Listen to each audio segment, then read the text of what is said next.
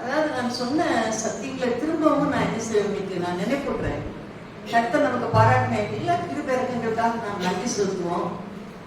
என்ன தேவனுடைய தாசர்கள் தங்களோடு கூட பேசின கர்த்தருடைய சத்தத்துக்கு எந்த அளவாய் கீழ்ப்படிஞ்சாங்க அப்படிங்கறத இப்ப நம்ம ஒரு உதாரணமா நம்ம என்ன செய்வோம். திரும்ப அந்த ஏற்கனவே கேட்ட அந்த செய்தியின் அடிப்படையில திரும்பவும் நம்ம ஒரு தடவை என்ன செய்யலாம், சிந்திக்கலாம்.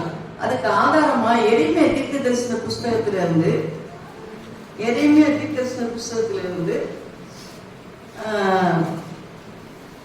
18ஆம் அதிகாரம் 1 வாசித்து பார்க்கலாம். எரேமியாவுக்கு உண்டான வசனம், நீ எழுந்து புயல் வீட்டிற்கு போ, அங்கே என் வார்த்தைகள் உனக்கு தெரிவிப்பேன் என்றார். அப்படியே நான் புயல் வீட்டிற்கு போனேன். இதோ அவன் திருகியினாலே வளைத்துக் கொண்டிருந்தான். புயவன் வளைந்து கொண்டிருந்த மண்பாண்டம் அவன் கையிலே கெட்டு போயிற்று. அப்பொழுது அதை திருத்தமாய் செய்யும்படிக்கு தன் பார்வைக்கு சரியாய் கண்டபடி புயவன் அதை திரும்ப வேற பாண்டமாக வளைந்தான். அப்பொழுது கர்த்தருடைய வசனம் எனக்கு உண்டாகி, அவர், இஸ்ரவேல் குடும்பத்தாரே, இந்த புயவன் செய்தது போல நான் உங்களுக்கு செய்யக்கூடாதோ என்று கர்த்தர் சொல்கிறார். இதோ இஸ்ரவேல் வீட்டாரே, களிமண் புயவன் கையில் இருக்கிறது போல நீங்கள் என் கையில் இருக்கிறீர்கள். நாம எல்லாரும் கர்த்தருடைய கரத்துல இருக்கிறோமா? பிடுங்குவேன், பிடிப்பேன், அழிப்பேன் என்று நான் ஒரு ஜாதிக்கு விரோதமாகவும் ஒரு ராஜ்யத்திற்கு விரோதமாகவும் சொன்ன மாத்திரத்தில் நான் விரோதமாய் பேசின அந்த ஜாதியார் தங்கள் தீங்கை விட்டு திரும்பினால் நானும் அவர்களுக்கு செய்ய நினைத்த தீங்கை செய்யாதபடிக்கு மனமாறுவேன், கட்டுவேன், நாட்டுவேன் என்றும் ஒரு ஜாதியையும் ஒரு ராஜ்யத்தையும் குறித்து நான் சொல்லுகிறது உண்டு. அவர்கள் என் சத்தத்தை கேளாமல் என் பார்வைக்கு பொல்லாப்பானதை செய்வார்களானால் நானும் அவர்களுக்கு அருள் செய்வேன் என்று சொன்ன நன்மையை செய்யாதபடிக்கு மனமாறுவேன். இப்பொழுதும் நீ யூதாவின் மனுஷனையும் சொல்றாரு, நான் ஆசீர்வதிப்பேன், நான் கட்டுவேன், அப்படிலாம் நல்ல ஆசீர்வாதம் சொன்னாலும் அந்த ஜனங்கள் என்னுடைய வார்த்தைக்கு கீழ்ப்படியாம போயிட்டா நான் என்ன செய்வேன், அப்படியே நான் மனம் மாறிடுவேன் அப்படின்னு சொல்லி சொல்றாரு. அப்போ நாம கர்த்தருடைய வார்த்தைக்கு எந்த அளவாய் கீழ்ப்படுகிறோம். அந்நிய நுகத்துல அவிசுவாசிகளோடு பிணைக்கப்படக்கூடாதுன்னு எத்தனை பேர் சத்தியத்தை கேட்டுட்டோம். ஆனா அவிசுவாசிகளோட நமக்குள்ள ஐக்கியம் எப்படி இருக்குன்னா நாளுக்கு நாள் எப்படி இருக்குது, அதிகமாயிட்டே போகுது. நம்முடைய பழக்க வழக்கங்கள், நம்முடைய காரியங்கள் அதிகமா பெருகி எனக்கு ஆண்டு கொடுத்த மூத்த சகோதரிகள் நினைச்சு நான் ஆண்டுக்கு அதிகமா நன்றி சொல்றேன். ஏன்னா நான் அப்பதான் ஆண்டுகளுடைய சமூகத்துல ஊழியத்துக்காக முன்னேறி கொண்டு வந்திருக்கும் போது சகுபாயக்கா, அப்புறம் நம்ம மரகாங்கா, அப்புறம் ஜானகிக்கா, இவங்கெல்லாம் எனக்கு நல்ல ஒரு மாதிரியா நல்ல ஒரு புத்தி சொல்லக்கூடிய அக்காமாரா எனக்கு ஆண்டு என்ன செஞ்சாரு, கொடுத்திருந்தாரு. நானும் வாரம் விருதுநகருக்கு போகக்கூடிய ஒரு சூழ்நிலையும் எனக்கு இருந்தது. அப்போ தனிமையா பேசும்போதும் அல்லது மரகக்கா எங்ககிட்ட வந்து செய்திகள் கொடுத்து பேசுகிற சந்தர்ப்பங்கள் வரும்போதெல்லாம் அக்கா மாதிரி எனக்கு இருக்கிற பிரச்சனைகள் நான் சில காரியங்களை ஷேர் பண்ணும்போது ரொம்ப நல்ல ஆலோசனைகள். அவிசுவாசிகளோட நான் எப்படி இருக்கணும், புருஷ மனைவி பந்தத்துல எப்படி இருக்கணும், அப்போ குடும்பத்துல இருக்கிற புருஷனுக்கும் மனைவிக்கும் உள்ள அந்த ஐக்கியம் கூட அப்பா அம்மாவும் ஒரே சண்டை, ஒரே மாதிரி ஒரு மாதிரி இருக்காங்க நல்லங்கிற ஒரு கருத்து வேறுபாடு கூட நம்முடைய பிள்ளைகளுக்கு கூட தெரியக்கூடாதான். மரதக்கா எனக்கு சொல்லிக் கொடுத்த காரியம் தான். நம்முடைய பிள்ளைகளுக்கு அது தெரியவே கூடாது. நம்ம அம்மாவும் அப்பாவும் எங்க எப்படி இருக்காங்க, ஒரே சண்டை போட்டு இருக்காங்க, அல்லது அவங்களுக்குள்ள ஒரு ஒற்றுமை இல்லை, சமாதான பிரச்சனையோட கூட இருக்காங்கிறத உன் பிள்ளைகளுக்கு கூட தெரியக்கூடாது. அப்படி நீ என்ன செஞ்சுக்கணும், அந்த உறவை நீ ரொம்ப ஜாக்கிரதையா காத்துக்கொள்ள வேண்டியது ரொம்ப அவசியம் அப்படின்னு எனக்கு சொல்லி கொடுத்தாங்க. நான் அதை ரொம்ப கருத்தா நான் என்ன செய்வேன், நான் எப்படி கடைபிடிப்பேன் அப்படின்னு சொன்னா, பிள்ளைகள் எல்லாம் ஸ்கூலுக்கு அனுப்பி வச்சுட்டு இவங்க எப்பவும் காலில் தான் உட்காந்துருப்பாங்க, அங்கதான் உட்காந்து பையில வச்சுப்பாங்க, லெட்டர் எழுதுவாங்க, செய்தி குறிப்பெடுப்பாங்க. அதனால பெரும்பாலும் சாப்பாட்டுக்கு தான் வீட்டுக்குள்ளேயே வருவாங்க. அப்படிப்பட்ட சூழ்நிலைகளை நான் பயன்படுத்தி எனக்குள்ள மனபாரங்கள், கருத்து வேறுபாடுகள் என்னென்ன உண்டோ. எங்க வீட்டுல எங்க மாமாவும் அத்தையும் என் கூட தான் இருந்தாங்க. என்னுடைய மாமனார் என் கூட 10 வருஷம் இருந்தாங்க, அத்தை 15 வருஷம் இருந்தாங்க. அப்போ அவங்களுக்கு கூட தெரியாம நான் என்ன செய்யணும், உங்கள்கிட்ட வந்து நான் காரியங்களை நான் பகிர்ந்து கொள்ளணும். அப்படியெல்லாம் நான் ரொம்ப ஜெபத்தோட கூட வந்து என்னுடைய கருத்து, என் மனசுல இருக்கிற காரியங்கள்லாம் அவங்ககிட்ட வந்து மன விட்டு பேசி செஞ்சு இது பண்ணி போயிருக்கிற அனுபவங்கள்லாம் எனக்கு இருந்திருக்கு. ஒரு சந்தர்ப்பத்தில் என்னுடைய மனம் கூட அம்மா நீங்களும் அப்பாவும் சண்டை போட்டு நான் ஒரு நாள் பார்த்ததே இல்லையே, ஒரு கசம்சன் பேச கூட நான் பார்த்தது இல்லையே அப்படின்னு கூட நான் சொல்லியிருக்கிறேன். கத்து நான் மைமைக்கா சொல்றேன். அப்போ இப்படி ரொம்ப ஜாக்கிரதையா தக்கமாக நினைச்சு நான் அதிகமாக ஆண்டுக்கு நான் நன்றி சொல்றேன். குடும்ப வாழ்க்கையில தேவன் நமக்கு இணைத்த அந்த பெரிய ஒரு வாழ்க்கை அருமையான வாழ்க்கை, நல்ல ஒரு மாதிரியான ஒரு சாட்சியுள்ள ஒரு வாழ்க்கையை தேவன் என்ன செஞ்சாரு, அவ்விதமாய் உருவாக்கி கொடுக்கிறார் நமக்கு. ஆனா எந்த அளவுக்கு நாம் அதை சாட்சியை பேணி கொள்கிறோம் அப்படிங்கறதுதான் ரொம்ப முக்கியமான ஒரு காரியம். ஆவிக்குரிய நிலைமையில கர்த்தர் சகோதரி சொன்னது போல கருத்தாக ஜெபிக்கிற ஒரு ஆண்டவரே, நீர் எனக்கு நியமிச்ச வாழ்க்கை இனிமே பறக்க போறது இல்லை, எனக்கு நியமிச்ச வாழ்க்கை துணைய நீர் நியமிச்ச நாளில நான் என்ன செய்யணும், நான் கரம் பிடிக்க வேண்டியது ரொம்ப அவசியம். நீனா தயவுசெய்து நடு விட்டுருங்க. அப்போ என்னுடைய வாழ்க்கையில நான் இந்த காரியத்தை நான் ரொம்ப ஜாக்கிரதையா நான் என்ன செய்ய வேண்டியது, நான் உங்கள்கிட்ட சொல்றேன், வாழ்க்கைக்கு நான் சொல்றேன், கருத்தா ஜெபிங்க. எனக்கு இப்படித்தான் ஒரு சகோதரர் சொல்லுது, என்னுடைய ஊழியக்கார ஆபராம நினைச்சேன், கருத்தா ஜெபிங்க சிஸ்டர், உங்களுக்கு நியமிச்ச வாழ்க்கை துணையை நீங்க கரம் பிடிக்க முடியாது, கர்த்தர் நேர்வழியா நடத்த முடியாது, நீங்க ஜெபிங்கன்னு சொன்ன. நான் ஜெபிச்சேன், கர்த்தர் என்னை அவிதமா என்ன செஞ்ச தெளிவா என்னை நடத்தினார், அதற்கு நான் நன்றி செலுத்துகிறேன். அப்ப நம்முடைய வாழ்க்கையில நம்ம கர்த்தருடைய சத்தத்துக்கு எந்த அளவுக்கு கீழ்ப்படுகிறோம், கர்த்தருடைய வார்த்தையை நான் எந்த அளவு என்னுடைய வாழ்க்கையில் நான் அபியாசப்பட்டு நான் நிறைய காரியங்கள் சொல்லணும்னு ஆயத்தம். அதாவது அவிசுவாசிகளோட விசுவாசிக்கிட்டு இருக்கிற அந்த உறவுகள் எந்த அளவுக்கு நம்ம வச்சுக்கிறோம், எந்த அளவுக்கு இப்போ வரைக்கும் அதை கருத்தா பேணி காக்குறதுல விசுவாசிகள் ரொம்ப ஜாக்கிரதையா இருக்கிறதை ரொம்ப துக்கத்தோட நான் சொல்ல வேண்டிய அவசியமா. ஆமா, அது மட்டும் இல்ல, சம்பிரதாயங்கள் நம்முடைய அந்த காலத்துல அவிசுவாசிகள் இருக்காங்கல்ல, அவிசுவாசிகள் சில சம்பிரதாயங்கள் படி என்ன செய்வாங்க, மாமன் செய்ய வேண்டியது, அதே சமயத்தில் கூட பிறந்தவன் செய்ய வேண்டியது அப்படின்னு சில காரியங்கள் இருக்கு. அதெல்லாம் விசுவாசிக்கு என்னத்துக்கு இன்னும் அதெல்லாம் ஒளியலையா அந்த பழக்க வழக்கங்கள் எல்லாம் ஏன் அதெல்லாம் பிள்ளையோடு போச்சிட வேண்டியது? அவருக்கு வசதியா இருந்தா எப்பனாலும் பிரியமா இருக்கும் போது என்ன செய்யறாரு, கையில காசு இருக்கும்போது நல்லா செஞ்சுட்டு போறாரு. இல்லைன்னா இல்ல, இதை ஒரு காரியமா மனசுல வச்சுக்கிட்டு அதை ஒரு குற்றமா நினைச்சுக்கிட்டு விசுவாசிக்கு கூட அப்படி நடக்கிறது ரொம்ப துக்கமான ஒரு அனுபவமா இருக்கு. எங்க சபையில ஒரு சகோதரி பொண்ணு போட்டுருந்தாங்க, ஒரு சபையில இருந்து பொண்ணு எடுத்திருந்தோம். என்கிட்ட கேட்டாங்க, நாங்க அந்த பொண்ணை பேராவுக்கு கூப்பிடப்படுமே, நான் என்ன செய்யணும் அப்படின்னு. எனக்கு அவங்க கேட்ட கேள்வி ஆச்சரியமா இருக்கு, என்ன செய்யணும் இதுக்கு, வர போறீங்க, ஜோ பண்ண போறீங்க, கூட்டு போக போறீங்க இல்லையே அப்படின்னு பண்ணிட்டு, சரி நான் எதுக்கு மாப்பிள்ளை வீட்டுல கேட்டுக்கணும் நாங்க அப்படின்ட்டாங்க. சரி கேட்டுக்குங்க. உடனே அவங்க கேட்ட உடனே அவங்க சொன்னாங்க, சிஸ்டர் இவ்வளவுதான் நீங்க அறிஞ்சுக்கிட்டது உங்க சபையில, என்ன எனக்கு ஆச்சரியமா இருந்தா அப்பா சொன்னாங்க, நாங்க ஒண்ணு நினைக்க மாட்டோம், நான் கட்டணை பிள்ளைகள் இதெல்லாம் நாங்க நினைக்க மாட்டோம், ஆனா எங்க சொந்த பந்தங்கள் ஒரு மாதிரி நினைப்பாங்கல்ல, ஆகையனால அவங்களை திருப்திப்படுத்துறதுக்காக நம்ம என்ன வளர்க்கணும் அதை நீங்க செஞ்சுட்டு போயிருங்க அப்படின்னாங்க. என்ன செய்யணுமா, அந்த என்ன 7 வகையான சோறு 5 வகையான சோறுன்னு சொல்லுவாங்க இல்லையா, என்ன அந்த வளகாப்பு போடும்போது அத்தனை சோறு கொண்டாந்து கொடுத்துட்டு என்ன செய்யணுமா, விருந்து வச்சுட்டு போகணுமா அப்படின்னு. எனக்கு இது ஆச்சரியமா, அதுவும் சத்தியத்தை வைராக்கியமாய் பேசுற ஒரு சகோதரி என்ன செஞ்சாங்க, அவங்க குடும்பத்துல பேசுன பேச்சு இது எனக்கு ஆச்சரியமா இருந்தது. என்னடா இப்படி பேசுறாங்க, நம்ம எதிர்பார்க்கவே இல்லை இந்த சகோதரி இப்படி எதிர்பார்ப்பாங்கன்னு சொல்லி அப்படின்னு சொல்லி உண்மையில ரொம்ப வருத்தமாகவும் இருந்தது. அப்ப பாருங்க, நம்மளுடைய கிறிஸ்தவ வாழ்க்கை எப்படி போய்கிட்டு இருக்குன்னு பாருங்க. அந்த சடங்கு சம்பிரதாயங்களை விட்டு நம்ம வெளியே வரல, இன்னும் நாள் பார்க்கறது, நேரம் பார்க்கறது. கேட்டா நாங்க அப்படி இல்லை, ஆனா என்ன செய்யுது, அந்த இடம் அப்படி இருக்குல்ல அப்படின்னு அவங்கள சாக்கு போட்டு சொல்லிக்கிறது. இப்படி எல்லாம் இதெல்லாம் ரொம்ப ஒரு பரிதாபமான ஒரு அனுபவங்கள். ஒண்ணு கொடுக்க முடிஞ்சா அந்த பொண்ணை கொடுக்குறேன்னு சொல்லணும், இல்லைன்னா இல்லைன்னு சொல்லி ஒதுக்கிடணும்.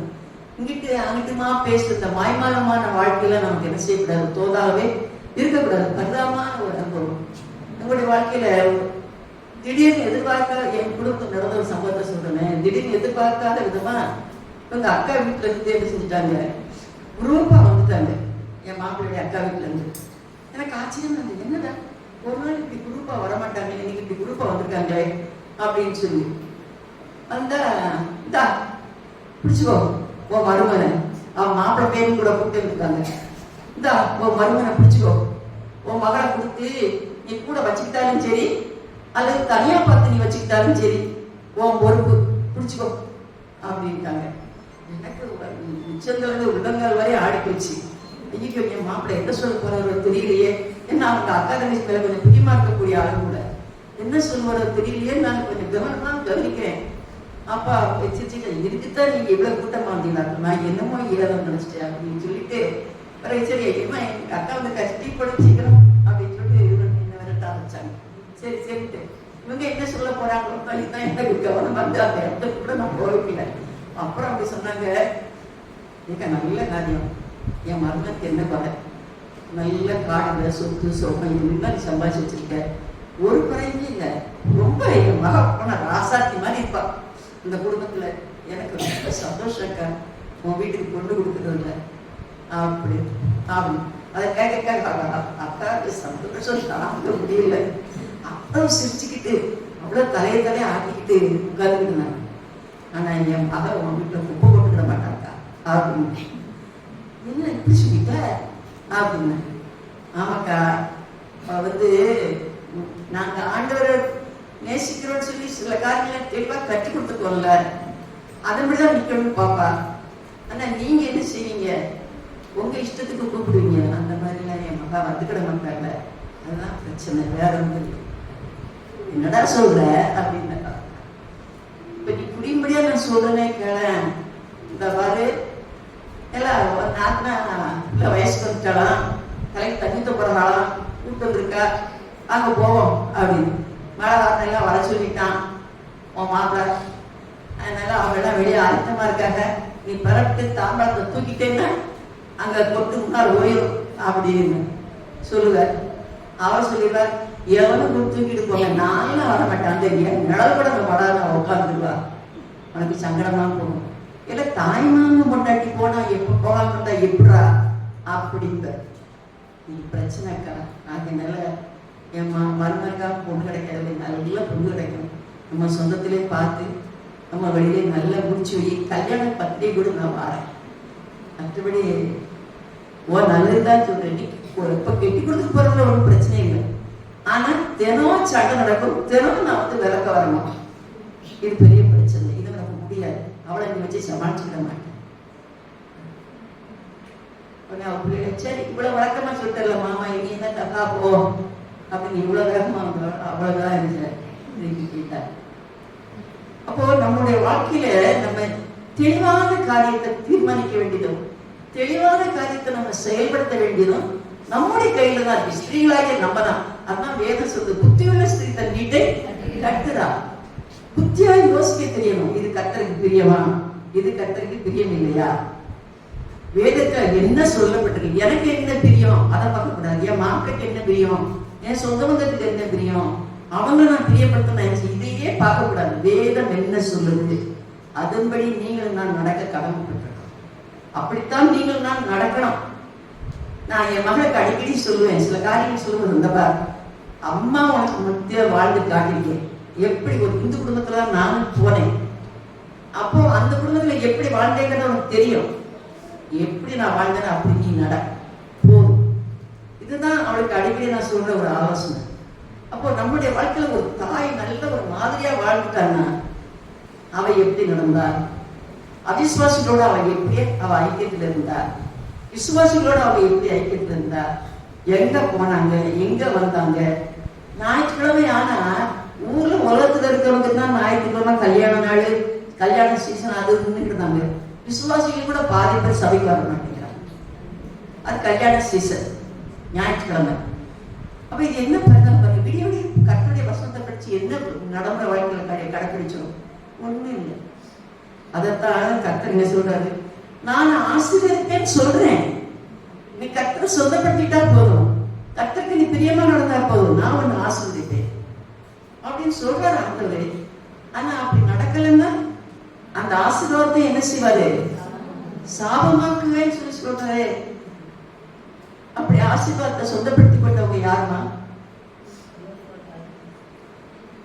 என்ன இவ்வளவுமா அந்த வேதாரி. யோனா எங்க போனாரு, யோனா பார்த்த ஆண்டு சொன்னாரு, நீ நினைவேக்கு போய் என்ன செய்ய, நீ சொல்லு, அந்த ஜனமுடைய அக்கிரமம் பெருசு, அப்படிங்கறத போய் சொல்லு, நான் வர அப்படி சொல்லக்கூடிய சாபத்தை போய் சொல்லும்போது அந்த ஜனங்கள் எப்படி வந்து 3ஆம் அதிகாரத்தை பாருங்க. சார், யோனா தீர்க்கதரிசி புஸ்தகம் 3ஆம் அதிகாரத்தை பார்க்கலாம்.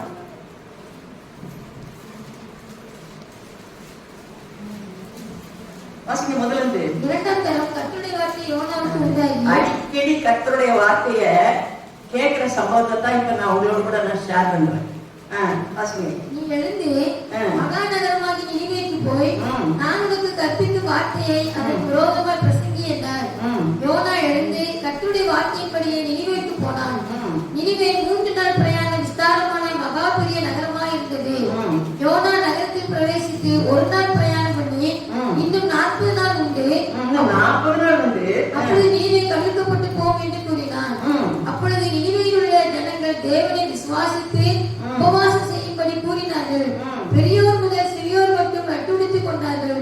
இந்த செய்தி நினிவேயின் ராஜாவுக்கு எட்டின போது அவன் தன் சிங்காசனத்தை விட்டு எழுந்து தான் உடுத்தி இருந்த உடுப்பை கலட்டி போட்டு சட்டை உடுத்திக் கொண்டு சாம்பலிலே உட்கார்ந்தான்.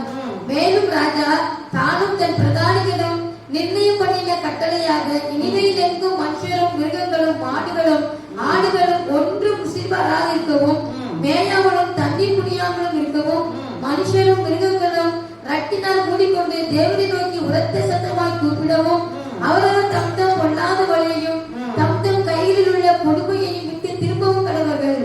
யாருக்கு தெரியும், நாம் அழிந்து போகாதபடிக்கு ஒருவேளை தேவன் மனஸ்தாபப்பட்டு நம்முடைய உக்கிர கோபத்தை விட்டு திரும்பினாலும் திரும்புவார் என்று கூற சொன்னார். அவர்கள் தங்கள் பொல்லாத வழியை விட்டு திரும்பினார்கள் என்று தேவன் அவருடைய கிரியைகளை பார்த்து தாம் அவர்களுக்கு செய்வேன் என்று சொல்லியிருந்த தீங்கை குறித்து மனஸ்தாபப்பட்டு அதை செய்யாதிருந்தார். பாத்தீங்களா? கர்த்தருடைய வார்த்தைய நாம் என்ன செய்யணும்? கேட்கணும். அதைத்தான் நான் ஏற்கனவே நான் சொன்னேன். சாமுவேல் தீர்க்கதரிசி புத்தகத்துல வாசிச்சோம் இல்லையா? பலியை பார்க்கிலும் கீழ்ப்படிதல். அப்போ நம்ம கர்த்தருடைய வார்த்தைக்கு எந்த அளவாய் நாம கீழ்ப்படுகிறோம்?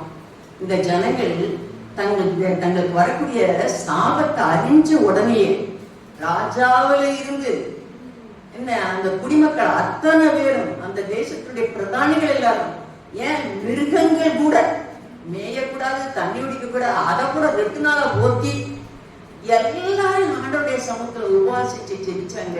யாருக்கு தெரியும்? கர்த்தர் தான் செய்யணும் தீங்கு தெரிசுவாரு, மனஸ்தாபப்படுவாரு, மன்னிப்பாரு. அந்த ஜனங்களுக்கு அந்த நம்பிக்கை இருந்தது. தேவனை விசுவாசிச்சாங்க. அப்போ அப்படியே அவங்க தங்க கிரியைகளை அவங்க என்ன மனம் திரும்பினார்கள் என்று அந்த வசனம் அருமையான வசனம். கடைசி வசனத்துக்கு முந்தின வசனம் வாசிக்குமா? யாருக்கு தெரியும், நாம் அழிந்து போகாதபடிக்கு ஒருவேளை தேவன் மனஸ்தாபப்பட்டு நம்முடைய உக்கிர கோபத்தை விட்டு திரும்பினாலும் திரும்புவார் என்று கூற சொன்னார். அவர்கள் தங்கள் பொல்லாத வழியை விட்டு திரும்பினார்கள் என்று தேவன் அவருடைய கிரியைகளை பார்த்து தாம் அவர்களுக்கு செய்வேன் என்று சொல்லியிருந்த தீங்கை குறித்து மனஸ்தாபப்பட்டு அதை செய்யாதிருந்தார். பாத்தீங்களா? அவர்கள் மனம் திரும்பினதை கண்டு, அவருடைய கிரியைகளை கண்டு, தேவன் இருதயத்தை பார்க்கிறவருமா, நம்முடைய கிரியைகளை பார்க்கிறவர். ஆகையால தேவன் அதையெல்லாம் பார்த்து என்ன செஞ்சாரா? அந்த ஜனங்களுக்காக மனஸ்தாபப்பட்டார், அதை செய்யாதிருந்தார். ஆனா இங்க ஒரு ஜீவனுக்கு அது ரொம்ப கஷ்டமா இருந்தது. எல்லாம் கீழ்படிஞ்சதுமா. ஆண்டவர் காற்று கட்டளையிட்டாரு, அது காற்று அடிச்சது, அந்த கடலையே கொந்தளிக்க வச்சிருச்சு. அதுக்கப்புறம் ஒரு மீனுக்கு கட்டளையிட்டாரு, அது முழுகிடுச்சு. அதுக்கப்புறம் அதை கொண்டு கரையில கட்ட சொன்னார் ஆண்டவர், அது கரையில தெரிஞ்சிருச்சு, அது கட்டி விட்டுருச்சு. அதுக்கப்புறம் ஆண்டவர் என்ன செஞ்சாரு? இவன் கோவப்பட்டு இருக்காரு, இந்த அப்ராணிய கொஞ்சம் சமாதானப்படுத்துவோமேன்னு சொல்லிட்டு என்ன செஞ்சாரு? ஆண்டவர் ஒரு ஆமணக்கு செடியை வளர வச்சாரு. ஒரே நாள் அந்த ஆமணக்கு செடி அப்படியே குழி கொடுங்க, அவனுக்கு நல்ல நிழல் கொடுத்துச்சு. அவனும் ஒரு குடிசையை போட்டு உட்கார்ந்துட்டான். அது மேல அவனுக்கு ரொம்ப பிரியமா இருந்தது. ஆனா ஒரு புழுவுக்கு கட்டிட்டாரு, அது எல்லாத்தையும் நெஞ்சிச்சு, அரிச்சு போட்டுச்சு. அது மேல அவனுக்கு அவ்வளவு, அந்த மேல வெயில் பட்ட உடனே அவனுக்கு எரிச்சல் தாக்கணும். நான் முன்னமே ஊர்ல இருக்கு போய் சொன்னேன்ல, நீர் இப்படிப்பட்ட தெய்வங்கள் தான் எனக்கு தெரியல, அதுக்காக நான் வரல அப்படின்னு ஆண்டவரோடு கூட அவன் என்ன செஞ்சான்? மோத தூங்கிட்டு இருக்கிறான். ஆண்டு சொன்னாரு, வலது கைக்கு இடது கைக்கு வித்தியாசம் தெரியாத இந்த ஜனங்களுக்காக நான் பரிதவியாமல் இருக்கணும் அப்படின்னு தன்னுடைய இரக்கத்தையும் தன்னுடைய அன்பையும் கொடுத்த ஆண்டு செய்யாரு. அந்த அந்த மனுஷனுக்கு புரியும்படியா போதிக்கிறார். பாருங்க, ஒரு மனுஷனுடைய இருதயம் கடினமாக இருக்குது. ஆனா மற்ற ஜீவராசிகள் எல்லாம் ஆண்டுக்கு அப்படி கீழ்ப்படி. அதனாலதான் நாம தினந்தோறும் கேட்கணுமா ஆண்டவற்றை. சொல்றாரு நம்ம யாக்கோபுடைய புத்தகத்தை வாசிக்கணும். ஒரு ஞானத்துல குறைவுள்ளவனா இருந்தா கர்த்தரிடத்துல கேட்கக்கூடாது. அது யாருக்கும் சம்பூர்ணமாய் கொடுக்கிறவர், ஒருவரையும் கடிந்து கொள்ளாதவருமாகிய தெய்வம். அவர் என்ன செய்வாரு? ஒரு ஞான குறைவாருக்கு தெரியும் எப்படி நடக்கணும். ஒரு ஸ்திரியான என்ன செய்யணும்? ஞான விளங்க தன் வாயை என்ன செய்யணும்? நடக்கணும். அந்த ஞானத்தை எல்லாம் தந்து நம்ம நடத்த காலையில் எழுப்புன இந்த அருமையான ஜெபமா, ஆண்டவரே எனக்கு ஞானம் தங்க, யார் யாருக்கு எப்படி பேசணும், எப்படி பழகணும். சூஷன் சொல்ல வாய்ப்பு கிடைச்சா உடனே ஞானம் விளங்க வாயத்திற்கு என்ன செஞ்சிடணும்? அவனுக்கு வரக்கூடிய நியாய தீர்ப்பையும் கர்த்தருடைய அன்பையும் என்ன செஞ்சாலும் கட்டாயம் சொல்லி அழகணும். அப்படியெல்லாம் நம்ம சொல்லும்படியான உத்தரவாதத்தை தெய்வம் நமக்கு கொடுத்துருக்கிறாரு. அதனால ஆண்டவரே எனக்கு அந்த ஞானம் தாங்க. எங்க ஞானமா பேசணுமோ அங்க ஞானமா பேச மாட்டோம், எங்க சமாதானமா பேசணுமோ பேச மாட்டோம். அதுக்கு ஆப்போசிட்டா தான் நம்முடைய கிரியைகள்லாம் இருக்கும். எப்போ கர்த்தருக்கு பிரியம் இல்லாம நடந்தா இப்படித்தான். மாம்சத்துக்குரிய ஸ்திரீகளா இருந்தா ஆனா ஆண்டரை ஏற்றுக்கொண்டிருக்கோம்னு சொல்லுவோம், இருதயத்துல ஆண்டர் இருக்காருன்னு தான் சொல்லுவோம், ரட்சிக்கப்பட்டிருக்கோம்னு தான் சொல்லுவோம். ஆனா நம்முடைய கிரியைகளை பார்த்தா ஆண்டர் என்ன செய்ய மாட்டார், திருப்திப்பட மாட்டார். ஆனாலும் நம்முடைய ஜெபங்களுக்கு பதில் கிடைக்கிறது இல்லை. என்ன அப்போ கர்த்தருடைய வசனம் நமக்கு தெளிவா சொல்லிருப்பாரு. வாசிச்சோம்ல, என்ன வாசிச்சோம்? நான் ஆசீர்வதிப்பேன்னு சொல்றேன், ஆனா அவங்க கீழ்படியலன்னா அதை சமமாக்க கூடாது. ஒரு புயல் வந்து கையில வணையிற அந்த பானை கெட்டு போச்சு, தனக்கு இஷ்டமான அப்படி வேற ஒன்று செய்யறது போல எனக்கு உரிமை இல்லையா அப்படின்னு ஆண்டு கேட்கிறேன். அதனால ஆசீர்வதிக்க சித்தம் கொண்ட நம்முடைய தெய்வம் மென்மேலும் நம்ம ஆசீர்வதிக்கும்படிக்கு நாம் அவருக்கு உண்மையும் கீழ்ப்படிந்துள்ள பிள்ளைகளாக இருக்க வேண்டியது ரொம்ப அவசியமாய். நம்ம இன்னொரு பகுதியை கூட நம்ம வாசிக்கிறோம் பாருங்க. இதே இதுல வந்து நம்ம யாக்கோபை பற்றி ஒரு இதுல வாசிக்கிறோம். யாக்கோபு ஆதியாகமம் 35ஆம் அதிகாரம் 10ஆவது வசனம் என்ன சொல்லுவாங்க பார்க்கலாம். இப்பொழுது உன் பெயர் யாக்கோபு, இனி உன் பெயர் யாக்கோபு எனப்படாமல் இஸ்ரவேல் என்று உனக்கு பெயர் வழங்கும் என்று சொல்லி அவனுக்கு இஸ்ரவேல் என்று பெயரிட்டார். பாத்தீங்களா? இது எத்தனாவது தடவையா பார்க்கிறாரு ஆண்டவர்? யாக்கோபு பாதான் அராமில் இருந்து வந்த பின்பு தேவன் அவனுக்கு மறுபடியும் தரிசனமாகி மறுபடியும் முதல்ல யாக்கோபு ஆண்டவர் ஆண்டவர் பேசிட்டாரு. பேசிட்டு ஆண்டவர் சொல்றாரு, என்ன செய்யறாரு? உன் பேர் இனிமே யாக்கோபு என்னப்படாமல் என்ன செய்யுமா? திரும்ப 2வது தடவை ஆண்டவர் பேசுறாரு. உண்மையா உன் பேரு இஸ்ரேல். இஸ்ரேல் பேர் என்ன அர்த்தம்? தேவனோடு கூட போராடி, தேவனோடு கூட போராடின ஒரு மனுஷன். முதல் ஆண்டு சொல்றாரு, நான் போகட்டும், என்னை விடு, இது நான் ஆசீர்வதித்தரவு நான் என்ன செய்ய மாட்டேன், போகப்பட மாட்டேன். அந்த காலம் உறுதியாகிடுச்சு. நம்முடைய வாழ்க்கையில் கூட நம்முடைய குறைகளை உணர வேண்டிய பிரகாரமாக உணரணும், நம்முடைய பலவீனங்களை அறிய வேண்டிய பிரகாரமாய் அறியணும், நம்முடைய குடும்பத்தின் நிலைமைய நம்ம உணர வேண்டிய பிரகாரமா உணரணும். கர்த்தருடைய வருகை வந்துருச்சுன்னா, இன்னும் கர்த்தருடைய வருகை வந்தா என் நிலைமை எப்படி இருக்கும், என் புருஷன் என் நிலைமை எப்படி இருக்கும், என் பிள்ளைகள் நிலைமை எப்படி இருக்கும்? இன்னும் பாருங்கம்மா, நான் தெளிவா சொல்றேன், கர்த்தர் எனக்கு கிருபையா மன்னிக்கணும். நான் துணிகரமா பேசினேன்னா நம்ம சகோதரிகளை எத்தனை பேர் உண்மையான மனத்திற்கு அனுபவத்தோடு உட்கார்ந்துருப்போம் அப்படின்னு நினைச்சா, நான் போடுற கணக்கு 75% கூட இருக்காதுங்க.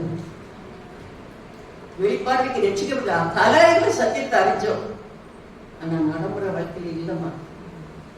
ரொம்ப வேதனையோடு கூட சொல்றேன். அப்படி இருந்தா நம்ம குடும்பங்கள் இப்படி இருக்காது, நம்ம சபைகளும் என்ன செய்யாது, அப்படி இருக்காது. எத்தனை குடும்பத்துல ஒரு அன்பு பாராட்ட தெரியலையம்மா, அன்பு பாராட்ட தெரியலையே. பெத்த பிள்ளைகளிடத்துல அதுக்கு கீழ்ப்படியில நான் வாஸ்தவம் இல்லைன்னு சொல்லல, அதுக்காக அந்த பிள்ளைகளிடத்துல இருந்து நம்ம எப்படி நடக்கணும், அன்றைய என் பிள்ளை கோபத்துல நான் எப்படி பேசணும்னு தெரியாம என்னென்னாலும் பேசிதனே, அதை பத்தி என் இதயத்துல மனசுதான் வர வேண்டாமா? என் புருஷன் எனக்கு பிரியம் இல்லாம காரியங்களை பேசிட்டாரு, அதனால என் புருஷன் நான் எப்படி பேசணும்? மாம்சத்துக்குரிய ஒரு ஸ்திரியாவா பேசுவாங்க. அதை பக்கத்துல இருக்கவங்கலாம் பார்ப்பாங்க, கேட்பாங்க தானே. முதல்ல கர்த்தருக்கு பிரியமா இருக்குமா? நான் ஆண்டவருடைய பிள்ளைன்னு சொல்றேன்னா அதுக்கு நான் ஒரு மாதிரியா இருக்கிறேன். நான் எப்படி இருக்கிறேன்? என்னுடைய வாழ்க்கை எவ்வளவு பரிதாபத்துல போய்கிட்டு இருக்கு. அதை பத்த மனஸ்தாப்படுறேன்னா, அதை பத்த வேதனை இருக்கா? ஆண்டவரே நான் இப்படி பேசிட்டேனே, ஆண்டவரே என் சிந்தை இப்படி செயல்பட்டுக்க கூடாது, ஆண்டவர் நான் இப்படி பேசிருக்க கூடாது, இதெல்லாம் நான் உணர்றேனாமா? நான் உணரலையே. எத்தனை நெரிசாலும், எத்தனை ஒரு பரிதாபம். ஏன் ஒரு அன்பு குறைவு சபைக்குள்ள வருது? ஏன் ஒருத்தருக்கு ஒருத்தர் மன்னிக்க முடியல? ஏன் ஒருத்தருக்கு ஒருத்தர் சகோதரிகளை விட்டு கொடுக்க முடியல?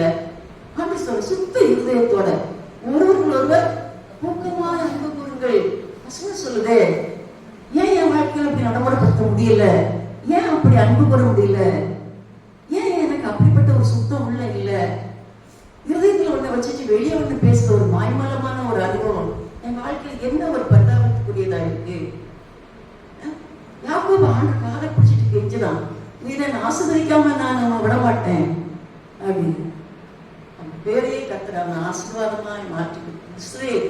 இன்னைக்கு இஸ்ரவேல்னு இப்படி நான் சின்ன பிள்ளை கூட சொல்ல முடியாத நிலைமைக்கு அவன் பேரை ஆண்டு நினைச்சாரு ஆசீர்வதிச்சு பிரஸ்தாபப்படுத்தி வச்சிருக்கிறார். அந்த தேசம், அந்த தேசத்துக்கு ஒரு ஆசீர்வாதமான ஒரு பேரை வைக்கக்கூடிய அளவுக்கு அவனுடைய வாழ்க்கை. நம்முடைய வாழ்க்கை எப்படி இருக்கு? நம்முடைய கிறிஸ்தவ ஜீவி எப்படி இருக்கு? நான் குடும்பத்துக்கு ஒரு ஆசீர்வாதமான ஒரு தாயா இருப்பேன். நான் மறைச்சு போனா என்னுடைய பிள்ளைகள் எழுப்பி என் தாய் ஒரு பாக்கியவதியான ஒரு ஸ்திரீ, அவங்க எத்தனை ஒரு அநியாயம் மத்தியில வாழ்ந்து காட்டினாங்கன்னு சொல்லுவாங்களா? என் புருஷன் சொல்லுவாரா? என்னுடைய சொந்த பந்தம் சொல்லுமா? நான் குடியிருக்கிற தெருல இருக்கிறவங்க சொல்லுவாங்களா? எப்படி இருக்கு என்னுடைய கிறிஸ்தவ வாழ்க்கை? நான் எப்படி நான் வாழ்ந்து காட்டிக்கிட்டு இருக்கிறேன்? கிறிஸ்தவ வாழ்க்கைன்னு சொன்னாலே ஒரு சாட்சியுள்ள ஒரு வாழ்க்கை. கர்த்தருடைய இருதயத்தை கர்த்தர் நம்மளை எதுக்காக ரட்சித்தார்கள் வேத தெளிவா சொல்லுது. அதுதான் நான் சொன்னேன் ஏற்கனவே. கொரிந்து நிருபத்துல முதல் அதிகாரத்துல வாசிக்கிறோம், இயேசு கிறிஸ்துவுடனே ஐக்கியமாய் இருக்கிறதுக்கு அழைத்த தேவன் உண்மை. நம்ம ஆண்டவரோட கூட ஐக்கியமாய் இருக்கிறது தான் கர்த்தர் நம்மளை அழைச்சார். அவரோட கூட தான் ஐக்கியம், உலகத்தாரோடு கூட இல்ல, உலக ஜனங்களோடு கூட இல்ல. அப்போ நம்முடைய வாழ்க்கையில ஆண்டவரோடு கூட நாள்தோறும் ஐக்கியமா இருந்து அவருடைய அன்பை நான் ருசிச்சு அவருக்கு உண்மையுள்ள ஒரு மகளாக நான் நடக்கிறதுக்கு தான் நான் கர்த்தராக நான் அழைக்கிறேன். எனக்காக சிலுவையை சுமந்து எனக்காக தன்னையே சிலுவையில பலியாக்கின தெய்வம் என்னுடைய வாழ்க்கையை எதிர்பார்க்க என்னுடைய ஐக்கியத்தை தான். அப்ப நான் அந்த அளவுக்கு நான் தேவனோடு கூட உணவாடுகிற ஒரு வாக்கியம் பெற்ற ஒரு ஸ்திரியா நான் இருக்கிறேன். எப்படி இருக்குது என்னுடைய கிறிஸ்தவ வாழ்க்கை? நான் கர்த்தருடைய இருதயத்தை சந்தோஷிக்கிற ஒரு ஸ்திரியா இருக்கேன். இன்னொரு காரியம் கூட உதாரணத்தை கூட நான் அவங்களோட கூட நான் நினைப்பூட்ட நான் விரும்புகிறேன். கானான் தேசத்துல இருந்து எத்தனை பேர் புறப்பட்டு வந்தாங்க? சாரி, எகிப்தின் அடிமைத்தனத்துல இருந்து எத்தனை பேரு கானானுக்கு போறதுக்கு புறப்பட்டு வந்தாங்க? எத்தனை லட்சக்கணக்கான ஜனங்கள் புறப்பட்டு வந்தாங்க. எல்லாம் தெளிவாக வேதம் சொல்றது இல்லை. அப்போ இத்தனை பேர் எத்தனை பேருமா கானானுக்குள்ள போனாங்க? இத்தனை லட்சம் ஜனங்களையும் கானானுக்குள்ள பிரவேசித்தது ரெண்டே பேர். என்ன பந்தாமான ஒரு அனுபவம் பாருங்க. ஆனா அவங்களுக்கு காணப்பட்ட பாவம் என்ன? மோசையை பற்றி சாட்சி சொல்லுது, அவனை போல ஒரு சாந்த குணம் உள்ளவன். ஆனா அந்த மனுஷன் சாந்த குணம் உள்ளவனா? அவன் கோபம் பண்ணவனு என்னாச்சு? எகிப்துல இஸ்ரேல் ஜன அவனும் ஒருத்தனை அடிச்சு சண்டை விட்டு பார்த்தான், பொண்ணு ஒரு கொலகாரம். ஆனா வேதம் சொல்லுது அவனை போல ஒரு சாந்தம். கர்த்தர் எப்படி மாற்றுகிறார் பாருங்க. எப்படிப்பட்ட ஒரு மனுஷன் தெய்வம் எப்படி எல்லாம் மாத்தி அவங்களை மேன்மைப்படுத்துறாரு, ஆஸ்வதிக்கிறாரு. ஆனா அப்படிப்பட்ட ஒரு சாந்த குணம் உள்ளவங்க கூட என்ன செய்ய முடியல? ஆனாக்குள்ள கால் வைக்க முடியும். கெஞ்சிற ஆண்டவர் ஒரு விஷயம், இனிமே இதை பத்தி என் என்ன சொல்லக்கூடாது, பேசிடாது அப்படின்ட்டார் ஆண்டு. ஆயம் கூட சொல்லிட்டாரு. அப்போ கர்த்தர் வந்து அவ்வளவு தூரம் இறக்கமுள்ள ஒரு தெய்வம். இஸ்ரேல் ஜனங்களுடைய பாவங்களை எவ்வளவு மன்னிக்க முடியுமோ அவ்வளவு மன்னிச்சுக்கிட்டே வராரு. அவங்களெல்லாம் கொண்டு போய் ஆண்டு சேர்த்தாரு. மோசடி என்ன பரிதாபமான ஒரு அனுபவம் வாழ்க்கையில. அதனால கிறிஸ்தவ வாழ்க்கைங்கிறது ஒரு மேன்மையான ஒரு வாழ்க்கை. ஆண்டு சொல்றாரு, உங்களுக்காக ஒரு ஸ்தலத்தை நான் நினைச்சேன் ஆயத்தம் பண்ண போறேன். அந்த ஸ்தலம் எப்படி இருக்கு நமக்கு தெரியாது. நமக்கு ஒரு வீடை கட்டாச்சுன்னா சொல்லணும், நமக்கு என்ன செஞ்சிருக்கணும், பாத்ரூம் எப்படி இருக்கணும், அந்த டாய்லெட் எப்படி இருக்கணும், அது வெஸ்டர்னா இருக்கணுமா, அது இந்தியனா இருக்கணுமா, அல்லது என்னென்னமெல்லாமோ சொல்றாங்கம்மா, எனக்கு வாயை சொல்ல கூட தெரிய மாட்டேங்குது. அப்படியெல்லாம் போட்டு கிட்டுறதுக்கு இப்ப ஞானம் இருக்கு. ஆனா ஆண்டு சொல்றவங்களுக்காக ஒரு ஸ்தலத்தை நான் அங்க என்ன செய்றேன், நான் ஆயத்தம் பண்ண பிறகு நான் இருக்கிற இடத்துல நீங்க என் கூட இருக்கும்படிக்கு உங்களை கூட்டு சேர்க்க என்ன செய்வேன். நம்ம போகும்போது ஏதாவது நம்ம கூட வருமாமா, ஒரு கையகளை ஒரு இந்து மனுஷன் தானே இடுப்புல கேட்டு அண்ணா கை கூட என்ன செய்யாதா. ஆனா இன்னைக்கு போன சண்டையே பாருங்க, இடத்துக்கும் வீட்டுக்கும் வாசலுக்கும் தோட்டத்துக்கும் துறவுக்கும் வெட்டிக்கிட்டு குத்திக்கிட்டு அந்த கத்துற அருமையாக நம்ம கத்துடுக்கல. நமக்கு ஆண்டு ஆசை ஒரு ஸ்தலத்தை நமக்கு அப்பா ஆயத்தம் பண்ணிருக்க, நமக்கு அவளையப்பட வேண்டாம். அவ்வளவு ஒரு அருமையான ஒரு ஸ்தலம், நம்மளே ஆச்சரியப்பட்டு பிரமிச்சு அனுபவிக்க வேண்டிய ஒரு ஸ்தலம். ஆனா அப்படிப்பட்ட இடத்துக்கு போகிறது லேசான காரியம். அதைத்தான் நான் நினைப்புட்ட பழகினா விரும்புகிறேன். ஏன்னா அத்தனை பரிசுத்தவான்கள் மத்தியிலையும் ரெண்டு பேர் தான் கானானுக்குள்ள போக முடிஞ்சது. அப்போ நாம நினைச்சு இத்தனை பேர் நினைக்கிறோம், ஆனா கர்த்தருடைய சமூகத்துல நாம இருக்கிற எத்தனை பேர் கர்த்தருடைய ராஜ்யத்துல போய் இருப்போம்ன்றத நீங்க தரிசை கொஞ்சம் சிந்திச்சு பார்த்து நம்ம யோசிச்சு பார்ப்போம். நான் எப்படின்னா கர்த்தருடைய சமூகத்தில் போய் நிற்பேன், நான் உண்மையாவே கர்த்தருடைய வருகையை எடுத்துக்கொள்ளப்படுவேனா, ஆண்டவரை என்னை கூட்டிட்டு போவாரா, நான் உண்மையாய் மனம் திரும்பி இருக்கிறேனா, நான் ரட்சிக்கப்பட்ட ஒரு தேவதை பிள்ளை தானா, நான் எப்படி இருக்கிறேன், என்னுடைய வாழ்க்கை எப்படி இருக்குது, ஒருவரை கூட நம்ம சிந்திச்சு பார்த்து நம்ம கர்த்தருடைய கருத்துல நம்ம என்ன செய்வோம், நாம அர்ப்பணிப்போம். அடுத்து நம்ம வாசிக்கிற காரியங்கள் வந்து தாவீது ராஜா பற்றி நம்ம வாசிக்கிறோம். ஒரு பெரிய பரிசுத்தவான் இல்லை, ஒரே ஒரு கண் பார்வை ஒரு தப்பு செஞ்சிச்சு. அதை பற்றி நமக்கு தெரியும் தானே இல்ல, இந்த பத்சேபாலத்துல அவர் செஞ்ச ஒரு தவறான காரியம். ஆனா அவன் காலமெல்லாம் நினைச்சு என்ன செஞ்சான், வேதனைப்படுகிற எல்லாரும் அவங்க காரியங்கள்ல வந்து நம்ம என்ன செய்யணும், ஒரு இது கொடுக்கறது மாதிரியான ஒரு நிலைமையில ஒரு பரிதாபமான ஒரு அனுபவம் அவனுடைய வாழ்க்கையில ஒரே ஒரு தவறு. ஆனா இதே சூழ்நிலையில யோசிப்புங்கிற ஒரு தேவனுடைய மனுஷனை பற்றி வாசிக்கணும் இல்ல, ஒரு ஸ்திரீ பின்னால துரத்திக்கிட்டே வர அவனை வஸ்திரத்தை விட்டுட்டு கூட அவன் என்ன செய்யறான், ஓடி போய் நிற்கிறான். கர்த்தருக்கு விரோதமாய் பாவம் செய்வது எப்படின்னு கேட்கிறான். எவ்வளவு பெரிய ஒரு ஆசீர்வாதமான யோசிச்சு நம்ம கர்த்தருடைய சமூகத்தில் நான் எப்படி இருக்கிறேன், என்னுடைய கிறிஸ்தவ வாழ்க்கை எப்படி இருக்கு, நான் வந்து ஒரு குறிக்கோள் இல்லாத ஒரு வாழ்க்கை நான் நடத்துறேனா, ஏனோதானோ நான் நடத்துறேனா, நான் எனக்கு இஷ்டம் போல நான் நடத்துறேனா, அல்லது கர்த்தருடைய வேதத்தை நல்லா அறிஞ்சு கற்றிருக்கிறேன், கற்றதன்படி என்னால வாழ முடியுதா வாழ முடியலையா, எப்படி என்னுடைய கிறிஸ்தவ வாழ்க்கை இருக்கு. ரொம்ப ஜாக்கிரதா இருந்து நாம் என்ன செய்ய மனதில் போது நல்ல நாட்கள் கர்த்தர் நம்மளை கூட்டி சேர்த்துக்கிறார். ஆகவே அந்த நல்ல நாட்களை நான் பயன்படுத்தி நான் மனந்திருக்க வேண்டியது ரொம்ப அவசியம். நீங்க வீட்டுல போய் சாவதானமாய் 51வது சங்கீதத்தை நீங்க என்ன செய்ய, நீங்க படிச்சு பாருங்க. அது பத்சேபாள் மூலமா அவர் எழுதின ஒரு கர்த்தமான ஒரு தன் இருதயத்தை கொட்டி தேவனுடைய சமூகத்தில் எழுதியிருக்கிற ஒரு காரியத்தை பற்றி வாசிக்கிறேன். சரி, இப்ப பேதுரை பற்றி நான் வாசிக்கலாம் பாருங்க. யோவான் சுவிசேஷத்துல 21வது அதிகாரத்தை பார்க்கலாம். யோவான் சுவிசேஷம் 21வது அதிகாரத்துல 15 வாசிக்க பார்க்கலாம். அவர்கள் போஜனம் பண்ணின பின்பு இயேசு சீமோன் பேதுருவை நோக்கி, யோனாவின் குமாரனாகிய சீமோனே, இவர்களிலும் அதிகமாய் நீ என்னிடத்தில் அன்பாயிருக்கிறாயா என்றார். அதற்கு அவன், ஆம் ஆண்டவரே, உம்மை நேசிக்கிறேன் என்பதை நீர் அறிவீர் என்றார். அவர், என் நாட்டுக்குட்டிகளை மேய்ப்பாயாக என்றார். 2ஆம் தரம் அவர் அவரை நோக்கி, யோனாவின் குமாரனாகிய சீமோனே, நீ என்னிடத்தில் அன்பாயிருக்கிறாயா என்றார். அதற்கு அவன், ஆம் ஆண்டவரே, உம்மை நேசிக்கிறேன் என்பதை நீர் அறிவீர் என்றார். அவர் என் ஆடுகளை மேய்ப்பாயாக என்றார். ம். மூன்றாம் தரம் அவர் அவனை நோக்கி, யோனாவின் குமாரனாகிய சீமோனே, நீ என்னை நேசிக்கிறாயா என்றார். என்னை நேசிக்கிறாயா என்று அவர் மூன்றாம் தரம் தன்னை கேட்டபடியினாலே பேதுரு துக்கப்பட்டு, ஆண்டவரே, நீர் எல்லாவற்றையும் அறிந்திருக்கிறீர், நான் உம்மை நேசிக்கிறேன் என்பதையும் நீர் அறிவீர் என்றார். இயேசு, என் ஆடுகளை மேய்ப்பாயாக என்றார். பாத்தீங்களா? மாறி மாறி மாறி மாறி ஆண்டவர் என்ன செய்தாரு? பேதுருவோடு கூட பேசினார். ஏன்னா ஏற்கனவே பேதுருடைய அனுபவம் எப்படி? நீ என்ன மறுதளிப்பேன்னு சொன்னோன்னே யாரு சொன்னாலும் நான் என்ன செய்ய மாட்டேன், நான் என்ன செய்ய மாட்டேன். ஆனா அந்த பலவீனத்தை அறிஞ்சு சேவல் கூவுறதுக்கு முன்ன மறுதளிக்க ஆண்டவர் சொன்ன வார்த்தை நினைவுக்கு என்ன செஞ்சாரு? தனியா உட்கார்ந்து அவர் அழுதாரு. ஏதோ சொல்லுது. இப்போ கர்த்தர் திரும்ப அவருக்கு நினைப்பூட்டுறாரு, நீ இப்படி பலவீனமான ஒரு மனுஷன், நீ என்ன நேசிக்கிறிய, என்ன நேசிக்கிற. அப்ப அப்படிப்பட்ட ஒரு தேவதாசனுக்கே கர்த்தர் என்ன செய்றாரு? என்ன நேசிக்கிறியா நேசிக்கிறான்னு கேட்டாரு.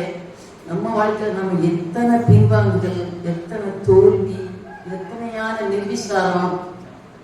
அப்போ நம்ம எத்தனை தான் நம்மளை நாமளே சோதிச்சு பார்க்கணும், யோசிச்சு பண்ணி பார்க்கலாம். நான் எப்படி என்னுடைய கிறிஸ்தவ வாழ்க்கையை நான் நடத்தி கொண்டிருக்கிறேன்? நான் உண்மையாகவே கர்த்தருக்கு உண்மையில் பிரியமுள்ள ஒரு பிள்ளையா நான் ஜீவிக்கிறேனா? நான் கர்த்தருடைய இருதயத்தை சந்தோஷிக்கிற ஒரு ஸ்திரியா நான் ஜீவிக்கிறேனா? நான் எப்படி என்னுடைய வாழ்க்கையை நான் நடத்தி கொண்டிருக்கிறேன்? யோசிச்சு பார்ப்போம். அப்போ நம்முடைய வாழ்க்கையில இந்த தவறுகளெல்லாம் நம்ம சரி பண்ணணும். இங்க வாசிக்கிறோம், பேதுரு என்ன செய்றாரு? திரும்ப திரும்ப கேட்கும்போது கடைசியாக துக்கப்பட்ட ஆண்டவரே, நீர் என்னை நல்லா என்ன செஞ்சுக்கிறேன். அப்ப நம்முடைய இருதயத்தின் ஆழங்களை அறிஞ்சிருக்கிற ஒரு தெய்வம் நம்மளை பார்த்து கேட்கிற ஒரு கேள்வி, நீ என்னை நேசிக்கிறாயா? நீ எனக்கு அன்பா இருக்கிறாயா? அப்படின்னா நான் சொன்ன இந்த கற்பனைகள் எல்லாம் நீ என்ன செய்யணும்? நீ என்னுடைய வார்த்தைக்கு நீ உண்மையா இருக்கணும். நீ ஒவ்வொரு நாளும் வாசிக்கிற வேத வசனங்களை உன் வாழ்க்கையில நீ எப்படி இருக்கணும்? கடைபிடிச்சு நீ நடக்கணும். கர்த்தருடைய வேதத்தின்படி நடக்கிறதுக்கு நீ உன்னை ஒப்பு கொடுத்த தேவனுடைய பிள்ளையா இருக்கணும். உன் பலவீனத்தை நீ அறிஞ்ச ஒரு தேவனுடைய பிள்ளையா இருக்கணும். ஆண்டவருக்கு நீ சாட்சியா ஜீவிக்க வேண்டிய உத்தரவாதம் உனக்கு இருக்கிற அப்படின்னாலே நீ உன்னுடைய சாட்சியுள்ள வாழ்க்கையை நான் பார்க்கணும். எப்படி அந்த நினைவை பட்டணத்தினுடைய ஜனங்களுடைய கிரியைகளை பார்த்து கர்த்தர் செய்ய வேண்டிய தீங்கு மனஸ்தாபப்பட்டாரோ அதை போல கர்த்தர் நம்முடைய வாழ்க்கையில நம்முடைய மனம் திரும்புதலை பார்த்து நம்முடைய கிரியைகளை பார்த்து அப்பா சந்தோஷப்பட வேண்டியது அவசியமாய். நான் எப்படி என்னுடைய கிறிஸ்தவ வாழ்க்கையை நான் நடத்தி கொண்டிருக்கிறேன்? நம்ம சிந்திக்க வேண்டிய ரொம்ப அவசியமான ஒரு காரியமா.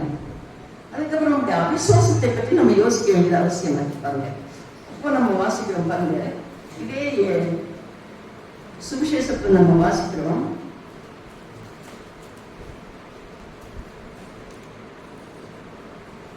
அதாவது மார்க் சுவிசேஷம் 22வது அதிகாரத்துல 8வது வசனத்தை வாசிக்க பார்க்கலாம். இல்லையம்மா, அதாவது உருடனை நடக்கிறது போல் பார்க்கிறது. அந்த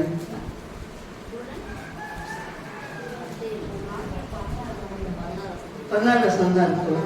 சாரி,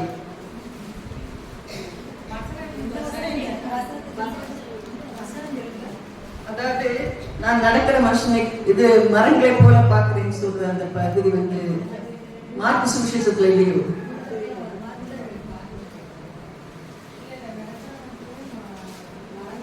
நான் மரங்களை போல பார்க்கிறேன் அப்படின்னு. அப்புறம் அவனை வெளியே கூட்டிட்டு போய் அவர் என்ன செஞ்சாரு? உமிழ்ந்து அவரை தொடும்போது சாரி நான் ஆயத்தப்படாம நம்மளால வாசிங்க பார்க்கலாம். அவர் சூடருடைய கையை பிடித்து கிராமத்துக்கு வெளியே அழைத்துக் கொண்டு போய் கண்களில் உமிழ்ந்து அவன்மேல் கைகளை வைத்து எதையாயிலும் காண்கிறாயா என்று கேட்டார். அவன் ஏறிட்டு பார்த்து நடக்கிற மனுஷரை மரங்களைப் போல காண்கிறேன் என்று. பின்பு அவர் மறுபடியும் அவன் கண்களின் மேல் கைகளை வைத்து அவனை ஏறிட்டு பார்க்கும்படி செய்தார். அப்பொழுது அவன் சொஸ்தமடைந்து அவரையும் தெளிவாய் கண்டான். பாத்தீங்களா, முதல்ல அவனால தெளிவா பார்க்க முடியல.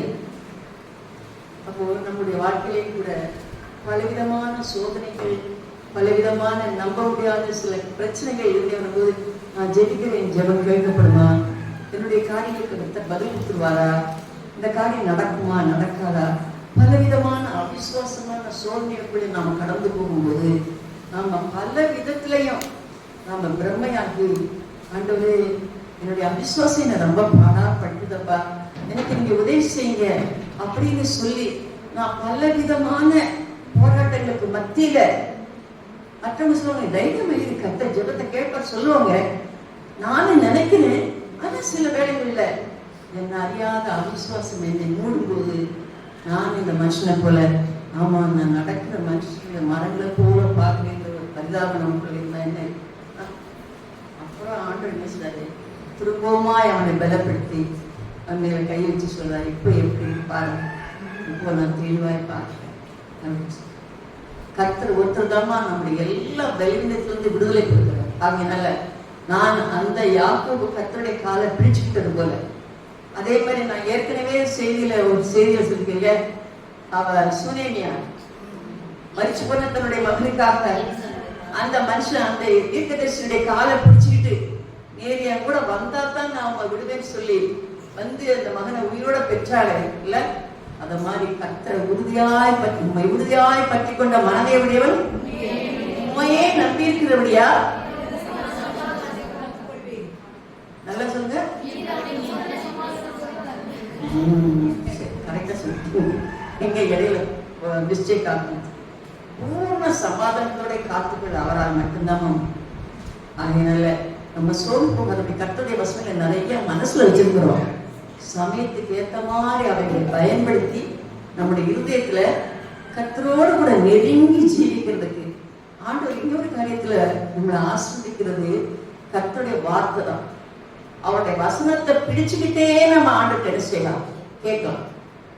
ஆண்டு சொல்ல கேளுங்கள், அப்பொழுது உங்களுடைய சந்தோஷம் நிறைவாயிருக்கும்படி பெற்றுக்கொள்வீர்கள். நிச்சயமா செய்வாரு. கேட்கிற எவனும் பெற்றுக்கொள்கிறான். இந்த வசனங்கள் நமக்கு நல்லா தெரியும்.